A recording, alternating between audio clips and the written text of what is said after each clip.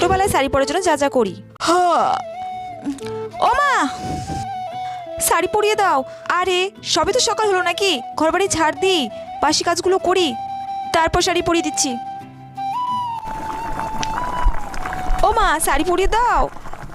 আরে সকালে চা জল খাবার করবো নাকি, তোর বাবা তো খেতে আবার কাজে যাবে, তারপর পরিয়ে দিচ্ছি। এক কাজ কর, যা টেপি দিদিকে বল শাড়িটা পরিয়ে দিতে। ঠিক আছে। ও টিপি দিদি, আমাকে শাড়িটা পরিয়ে দেবে গো। আরে না না, আমার এখনো কিচ্ছু কাজ হয়নি, তোকে অনেকক্ষণ বসতে হবে কিন্তু।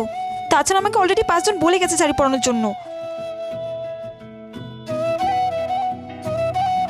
ও ঝুমা বৌদি, আমাকে একটু শাড়িটা পরিয়ে দাও না গো। আরে না না, আমার এখন সময় নেই রে, অনেক কাজ ঘরে। তাছাড়া আমাকে 10 জন বলে গেছে। হ্যাঁ 10 জন?